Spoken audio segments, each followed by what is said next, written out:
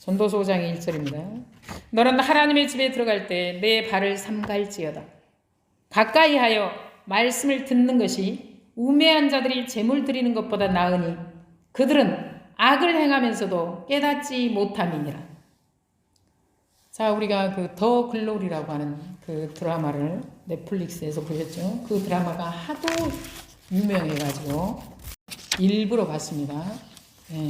그런데 그 드라마를 보면은요, 정말로 그 기독교가 그리고 하나님을 믿는다는 것이 또 회개한다라고 하는 것이 얼마나 그 사람들에게 조롱거리로 비춰지는지 알 수가 있습니다.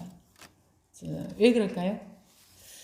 자, 여기 보면 이런 말씀 있죠. 너는 하나님의 집에 들어갈 때 내 발을 삼갈지어다.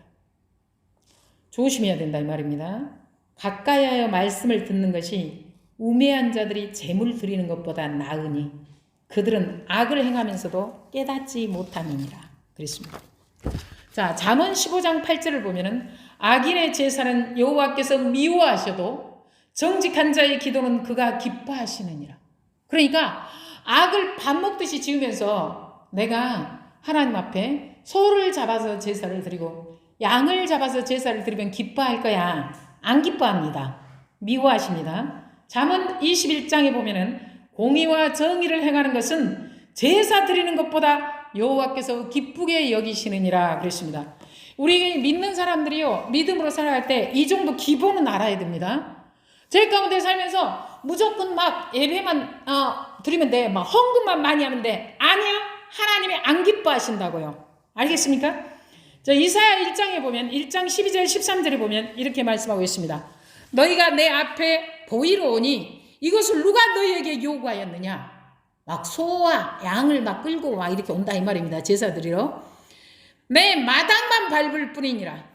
헛된 재물을 다시 가져오지 말라. 분향은 내가 가증히 여기는 바요. 월삭과 안식일과 대회로 모이는 것도 그러하니 성회와 아울러 악을 행하는 것을 내가 견디지 못하겠노라. 이렇게 말씀하고 있습니다. 네가 그러니까 악을 밥 먹듯이 행하면서 원래 구약의 제사의 주된 그 내용은 뭡니까? 속죄와 관계가 있는 것입니다. 내가 부득이하게 내가요 죄를 안 짓겠다라고 해도요 죄를 짓고 사는 게 우리 인간입니다. 예. 그런데 이런 생각을 전혀 하지 않고 살면 어떻게 될까요? 거기다가 죄를 지어도 괜찮아. 그냥 내가 가서 하나님께 제사 드리면 돼. 잘못했다고 하면은 하고 내가 딱 하면 되는 거지. 이번 주 내내 막 제 가운데서 다음 주에 또 소나 양을 걸고 와서 바치면서 잘못했다고 하면 되는 거지. 자, 하나님은요, 내가 그렇게 반복적으로 고의적으로 짓는 죄에 대해서 주님이 너무나 너그럽게 용서하실까요? 안 하십니다. 우리가 홈리와 비느하스의 경우를 봐서도 우리가 알 수 있잖아요. 사무엘상 3장 13절 14절을 보면은 내가 그의 집을 영원토록 심판하겠다고 그에게 말한 것은 그가 아는 죄악 때문이니 이는 그가 자기 아들들이 저주를 자청하되 금하지 아니하였음이니라. 그러므로 내가 엘리의 집에 대하여 맹세하기를 엘리 집의 죄악은 제물로나 예물로나 영원히 속죄함을 받지 못하리라 하였노라 하셨더라. 왜 그러면은 홈리와 비느하스의 죄악은 제물로나 예물로나 속죄함을 받지 못할까요? 그들이 고의적이고 반복적으로 죄를 저질렀기 때문입니다. 제사에 관한 규례는요, 레위기에 나오는데 레위기 4장에 보면은요, 모르고 죄를 지은 경우에만 이 속죄 제사가 해당되는 것이지, 뻔히 다 알면서 고의적이고 반복적으로 지은 죄에 대해서 얼마든지 속죄가 가능하다고 말하지 않습니다. 그래서 어쩔 수 없이 그랬어. 그럼 주님 내가 또 죄를 안 져야 되는데 내가 또 그랬습니다. 잘못했습니다. 이렇게 오는 거하고 나 제사 드렸어. 속죄 제사 드렸다고. 그러니까 막 더 큰 도둑질, 더 못된 짓을 하러 가는 거야. 이거에 대해서 주님 뭐라 그래요? 헛된 재물을 가져오지 말래요. 네. 너 그거 헛되게 하는 거야. 그러니까 죄를 밥 먹듯이 지으면서 어떻게 해요? 하나님 앞에 제사를 드리는 것이 뭡니까? 우매한 자들이 재물 드리는 겁니다. 어리석은 자지요. 멍청한 자죠. 그러면서 가까이 하여 말씀을 듣는 것이, 그러니까 주인 멋대로 하면서 이렇게 사는 사람들은 주의 말씀에 귀를 기울인다는 얘기입니까? 안 기울인다는 얘기입니까? 안 기울인다는 얘기입니다.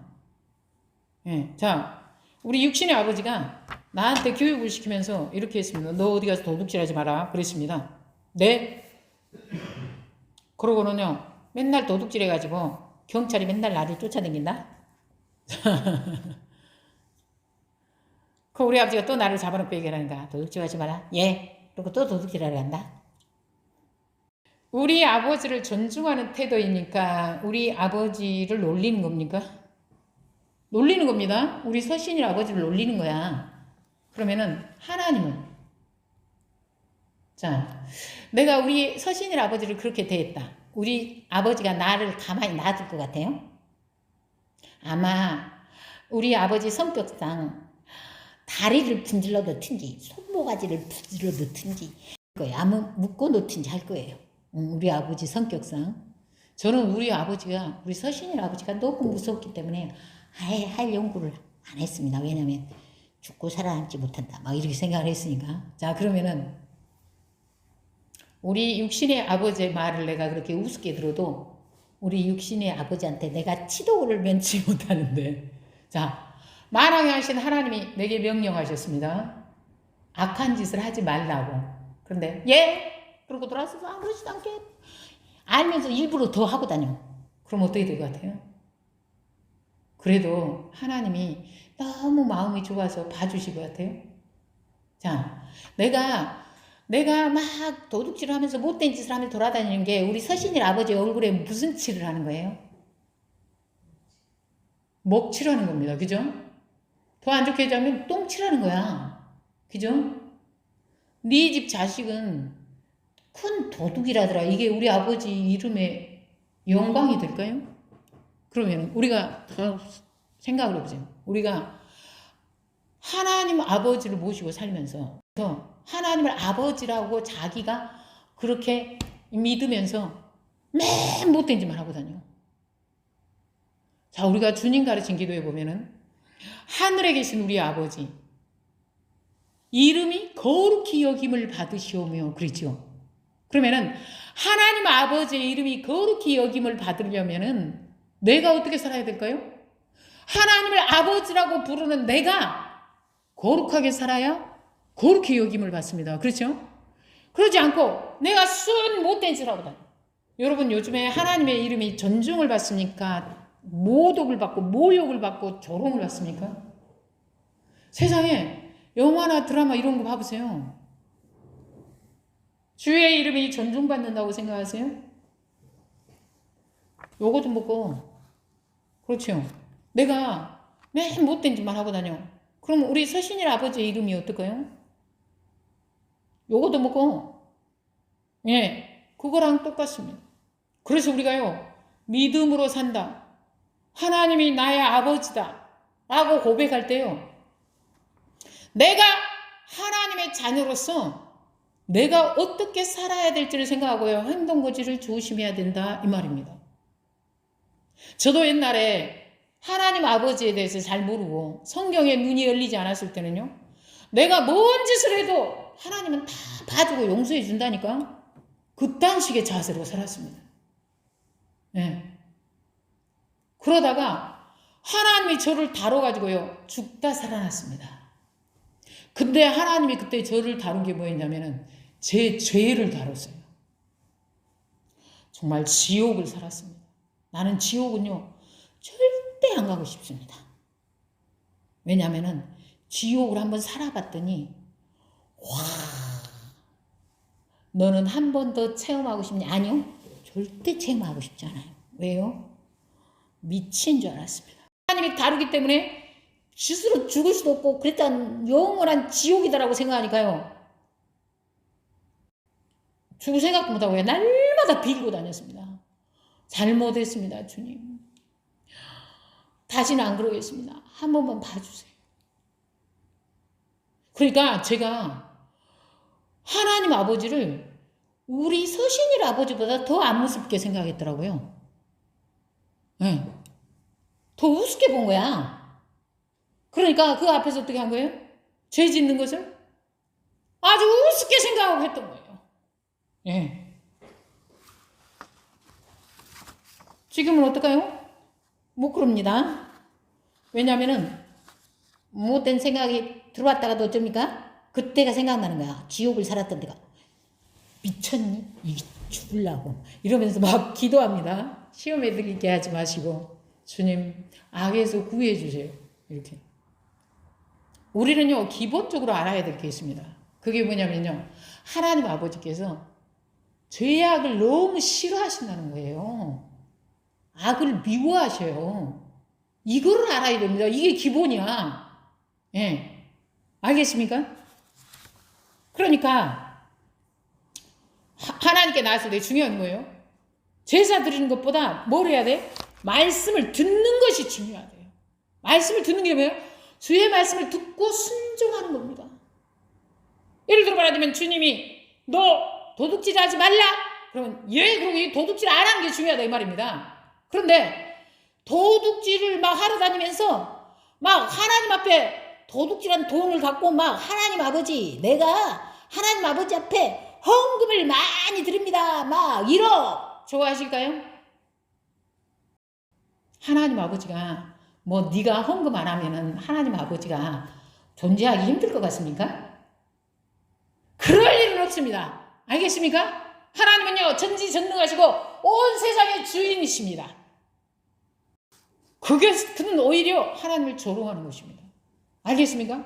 오히려 예를 들어 말하자면 헌금을 하나도 못하더라도 도둑질하지 말라는 주의 말씀을 듣는 것이 더 중요하다 이 말입니다. 무슨 뜻인지 이해됩니까? 그래서요 사무엘상에 15장에 이런 말씀 나오죠. 그 유명한 말씀. 사울이 말을 안 들었을 때 사무엘이 사울에게 한 말입니다. 여호와께서 번제와 다른 제사를 그의 목소리를 청종하는 것을 좋아하심같이 좋아하시겠나이까? 청종은 뭐예요? 듣고 순종하는 거. 그렇죠?